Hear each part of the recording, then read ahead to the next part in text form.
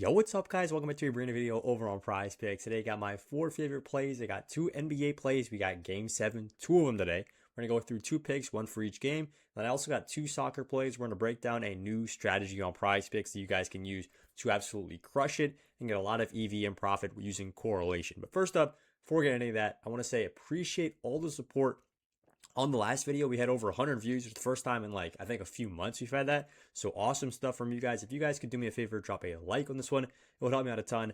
And I really like it because that last video, I was really trying to teach you guys instead of just feeding you guys the picks. And it seemed like a lot of people liked it. So we're going to run that back today. I'm going to try to teach you guys exactly what we're doing with this strategy and exactly what the correlation methods are to beat PrizePicks. If you are here, just to be clear, if you're here just to get the NBA picks, you can go ahead and skip ahead in the video. I really don't care. You can just take my couple picks and then move on with your day. But if you're here to try to learn how to beat PrizePicks, you're in the right spot. We're going to talk about something on this video that most people on the internet don't really talk about at all. But drop a like on this video and make sure you guys are joining up in the Discord as well. It's a free Discord. The link is down there. You get my free picks every single day. And we cashed out a few plays just yesterday. This was what I was saying earlier. I dropped in this play and then a few hours later, easy cash, not even close. Literally won by 20 kills. So if you guys want to get in the Discord, it's 100% free. And I drop in free picks in here. We're going to start doing community chat, but right now, just got a lot of picks. Got over 300 members in there, so make sure you guys are tuning in. Just started this 2 weeks ago, so lock in. Now, let's talk about what happened yesterday, because it's always good to recap your wins and your losses. Here are some wins in the VIP the last few days using correlation, but let's talk about what happened in yesterday's video. These were the 4 plays that dropped out. 2 plays for Barcelona soccer, obviously, and then 2 plays in the NBA game. And unfortunately, guys, the soccer goes perfect. We said correlation would work for us, and it works to a T. And everything over there looks great. And then unfortunately, Derek White has his best game of the series and goes over. And I'm not one to complain or anything about this and, cry over a loss. But if Jason Tatum did play this game, Derek White's probably not going over. Straight up, if Jason Tatum plays this game, Derek White, all I said was Derek White's going to do bad. And he did bad. He did horrible.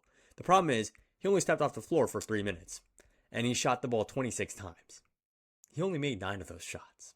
He played a horrendous game of basketball. I just want to make this clear. He played a bad game of basketball. But he still got 26 points because there was no Jason Tatum. And at the end of the day, when you're playing basketball slips, that's just what's going to happen, right? You got a star player, somebody who looks like they might play, and then goes out, and then questionable throughout the day, and then ruled out an hour before the game, right? And then obviously Derek White, who's the 3rd best player on the team, now becomes the 2nd best player on the team. Now plays a ridiculous 45 minutes. And even though he has a game that is horrendous, he still goes on the over. But it is what it is. The rest of the plays were perfect. The Embiid we nailed and the soccer plays we nailed. We're going to try to run something very similar today. Now, let's get into the plays without any further ado. Make sure you guys are joining the Discord. Hit the like button. Let's get into the plays. We're going to start off with some soccer plays first of all. So we're going over to soccer. And you can really do this for many of the games. But we're going to this game right here, which is Lyon versus Rennes. I don't know if I'm saying that right. These are 2 French teams, and these are 2 French soccer teams. We're going to go to passes attempted, and the 2 guys we're taking right here are Dominic Greif and Moussa Niakate. So we're taking both of these guys on the under. And before you guys are questioning, what is this guy doing? He said he was going to give me NBA picks. Now he's going to a random tab on PrizePicks. I don't know any of these players. I'm just going to skip ahead in this video. I'm going to say this straight up. If you guys do not have the time to watch a 3-minute video to learn about how you can beat PrizePicks, you're probably not the ideal viewer for this video because this strategy is breaking PrizePicks right now. This strategy is cooking. So we're going to talk about exactly how this works. So these 2 teams play on these 2 guys play on the exact same team, which is Lyon, and we're taking them both on the under on passes attempted. So if you guys watch soccer, a lot of time they play 90 minutes, right? 90-minute games. A lot of time in those 90 minutes, they're just passing the ball around. Soccer is very much about passing, keeping possession, and then looking at when the defense makes a little bit of an error, you attack, right? This is what the best soccer teams do. They don't continuously attack and attack and attack and attack, just sending balls into the final third. That's not what happens. They pass the ball around the back a lot. And if you guys watch any soccer, you'll know this is pretty much the case. Even if you don't watch soccer, it's pretty easy to understand, right? You got 11 guys on a huge field. They're going to pass the ball around the back a lot, and then they're going to move up slowly as a unit, right? So why are we taking the unders here? Well, we believe that these lines are a little bit too high.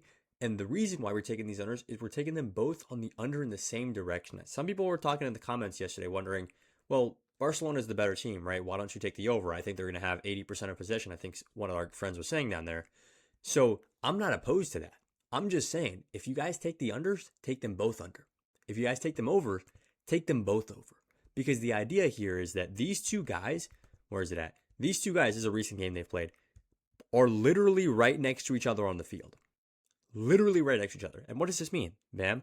This means that when these two guys are on the field together, if one guy's getting a lot of passes, he's passing the ball this way, passing the ball that way, passing the ball back, right? And this guy's getting a lot of passes, what's going to happen too? You guys can figure this out. The other guy, the goalkeeper here, is going to have a lot of passes too, because when he's going to pass the ball a lot, if he has the ball a lot, he's going to be passing it around the back, Greif is going to have a lot of passes as well, right? Similarly, if he doesn't have very many passes, say this team, their opposing team, gets a lot of possession, then these guys won't have the ball very much, right? The ball will be all the way on the other side of the field, and the other team will have it, passing the ball around. What's going to happen? Not only is this guy not going to get passes, so is the goalkeeper. The goalkeeper is not going to get any passes attempted. Passes when you pass the ball to the opposing team. So if you don't have the ball, you can't get passes. In this case, if this team doesn't have the ball very much, they're not going to get any passes, right? So we're taking that to happen right here with both of these guys on the under. Right now, I like both these guys on the under. If you guys want to take the overs, I'm not opposed to it. The point is, you take them both in the same direction, period, end of story. You take them both in the same direction, and you don't question that, right? And if you guys want a little bit of an insane tip here on PrizePicks, if you guys take these two guys on the under, it'll pay you like around a 3x. But if you take these two guys, who, by the way, same team, right? This guy's just a defender and this guy's just a midfielder, it pays you way less. PrizePicks is now like, no. That's a 2.2x. We can't give you that. Why is PrizePicks doing this? Because PrizePicks understands that these are correlated plays, meaning that if one hits, the likelihood of the other one hitting is higher. So if Musa hits, then Dominic is significantly more likely to hit. He's much more likely to go on the over. This is a correlated strategy. Now, let's get into the NBA plays because I know that's what most of you guys are here for. But we're going to build out this PrizePicks slip. These are our first two. And let's move on to play number 3. We're going over to Cade Cunningham here on the over on the made field goals. The line is at 9.5 on PrizePicks. I absolutely love this play because we've had now 6 games. I guess both of these series, we've had 6 games to see how these teams battle it out, right? And there is a very, very clear pattern in these 6 games. When Cade doesn't shoot the ball very much, doesn't make a lot of shots, this is going to sound dumb, but when Cade doesn't make a lot of shots, the Magic usually win. And when Cade makes a lot of shots, the Pistons usually win. And you might be like, this guy's an idiot. Obviously, when the star player makes shots, he's going to win, right? But it's not actually that obvious because a lot of times, star players lead by not taking a lot of shots, right? Wemby took like 4 shots one game, or was it Wemby or was it Cat who took like 4 shots one game and they were very impactful? Cade Cunningham and the Pistons are the exact opposite. It seems like the Pistons have no offense unless that offense is named Cade Cunningham, straight up. And Cade Cunningham, this is the same guy who outscored the Pistons outscored the Magic, I should say, in the entire second half. This guy gets a lot of usage because if he doesn't have the ball, the Pistons aren't scoring. This is just what's happening so far in this series. So we are taking the Cade Cunningham-led Pistons to go on the over here at 9.5 made field goals. He's hit this in 4 out of the 6 games this series, and he's doing very, very well in these last 2 games where the Pistons have gone 2-0. 13 made field goals, 10 made field goals, and it is a clear system that the Pistons have. Get Cade the ball, let Cade shoot the ball. It is that simple because the Magic don't have an answer for him, or at least not a good one. And the rest of the Pistons cannot score. Straight up, the rest of the Pistons cannot score. And this is what they're going to have to do. This is what they're going to have to do to win. It's going to be Cade taking 25, 30 shots, 35 shots. They're going to make that happen. So Cade here at 9.5 field goals in a clutch scenario. You guys can answer this question. Who do you think's taking the shot? Tobias Harris, Jalen Duren, who's been horrible, by the way, or Cade Cunningham? Moving on to the next game. We're going over to Scotty Barnes. Well, let me put that in for you guys. We're going to talk about Scotty Barnes soon, but I'm going to go ahead and enter this in for y'all so that we can build out this slip together. Cade over on made field goals at 9.5. Now, let's go over to Scotty Barnes here. More than 7.5 assists. So Scotty Barnes, this is first of all, this is a plus EV play, meaning that other books have it favored at a lot lower. Like if you look at this on FanDuel, you're getting at minus 138. DraftKings minus 139. Caesars minus 140. So if this is a minus 140 play, you might be like, wait. That's a great play, right? Usually minus 140s hit a lot more than minus 110s or minus 120s. So that's what plus EV is called, right? If you find a good discrepancy in the market, you can go ahead and take advantage of that. So this should be a minus 140 play. This should be a minus 140 play. but PrizePicks has it at even odds, so we're getting a lot of advantage on that. PrizePicks has it at minus 119. In this case, it'll probably be like minus 120. This is a great spot. So go ahead and take Scotty Barnes here on the over at 7.5 assists. He's done very well recently. 11 assists, 14 assists in the last one. Last one was obviously a little inflated because of the overtime, but this game is going to be close, down to the wire, man. Toronto, I mean, they're 8.5 point underdogs. I think that's a little high, honestly. And it's pretty clear that when Scotty Barnes is in Cleveland, he's hitting this at, 2, and he's only hitting this in 1 right here. But at the end of the day, this is game 7. Everything's out the window. Scotty Barnes has been, if you guys know basketball and you guys actually care about defense, you'll know Scotty Barnes has been probably the best player on the court for 5 out of these 6 games. And I'm not even kidding. Like, he has been that impactful. So we're taking him here on the over at 7.5 assists, and the rest of the books are favoring the 2.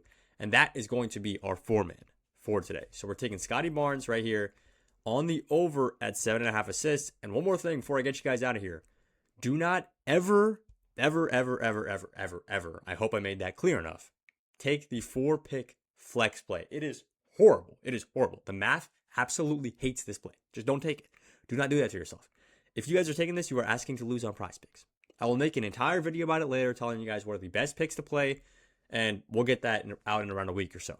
All you guys have to care about right now is take the 4-man power play. It is way better than the 4-man flex play. And even though some of you guys are going to come in here saying, yo, Bam, if you took the 4-pick flex play, you would have had 1.5 extra money yesterday. No. The money is where it's at. The math is where it's at. A 6x, if they all go 4 for 4, no, we don't want that. We want the 10x if they all go 4 for 4. And what did I say, guys? This is what happens. Did you guys just see that? I don't know if y'all can see that. This is what happens when you take good plays on PrizePicks. Plus EV plays. They bump it instantly. Instantly. Right as it, thankfully I locked this in before I recorded this video. But I would still take this at 8 assists. It's obviously less valuable. Hopefully it bumps back down to 7.5. That's going to be our 4 plays for the day. I appreciate y'all for watching. Let's make some money.